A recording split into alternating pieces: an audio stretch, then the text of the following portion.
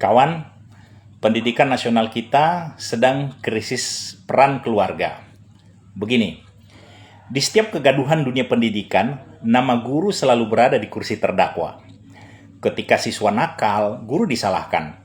Ketika moral remaja runtuh, sekolah dituding gagal. Dan ketika kekerasan terjadi, publik menuntut kepala sekolah diadili. Ironisnya, yang paling jarang ditanya justru yang paling dekat dengan anak itu sendiri, yaitu orang tua. Padahal tujuan pendidikan nasional yang diatur dalam Undang-Undang Nomor 20 Tahun 2003 sangat mulia, yaitu membentuk manusia beriman, bertakwa, dan berakhlak mulia. Namun bagaimana mungkin cita-cita itu tercapai jika pendidikan hanya dianggap urusan guru di sekolah, sementara rumah kehilangan peran sebagai madrasah pertama bagi anak. Kita seolah hidup dalam sistem yang menukar makna pendidikan dengan pengajaran. Anak sibuk mengejar nilai, guru sibuk mengejar administrasi pembelajaran, dan orang tua sibuk mengejar karir. Ketika moral anak goyah, kita beramai-ramai mencari kambing hitam, bukan akar masalah. Sementara pendidikan memang harus mampu melihat sebab akibat dari persoalan. Apa akar masalahnya, bukan siapa yang salah. Gitu kan? Bahkan, keterlibatan aparat hukum, mulai dari kepolisian hingga pengacara yang sarjana hukum pun menjadi penambah masalah pada ekosistem pendidikan kita.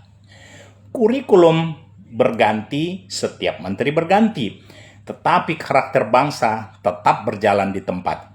Lebih memprihatinkan lagi, banyak keluarga menyerahkan tanggung jawab pembentukan karakter sepenuhnya kepada sekolah.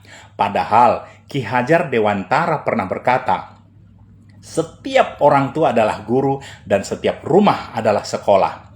Dan lebih dalam ia berpesan, keluarga adalah pusat pendidikan pertama dan terpenting. Artinya apa? Akhlak bukan dibentuk oleh silabus, tetapi oleh kebiasaan di rumah.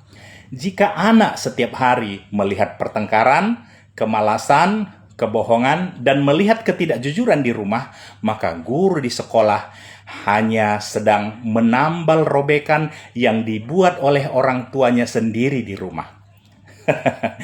Pendidikan nasional tidak akan pernah berhasil tanpa keterlibatan keluarga.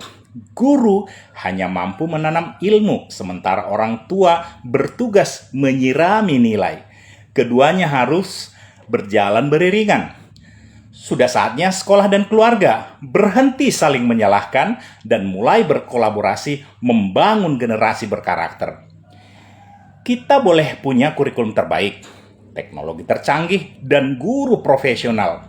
Tetapi tanpa peran keluarga yang aktif dan sadar tanggung jawab, tujuan pendidikan nasional akan tetap menjadi teks indah tanpa jiwa. Sebab yang sesungguhnya membentuk manusia beriman dan berakhlak mulia bukan ruang kelas, melainkan rumah yang hidup dengan nilai-nilai. Sebagai penutup, mari renungkan kata-kata bijak berikut.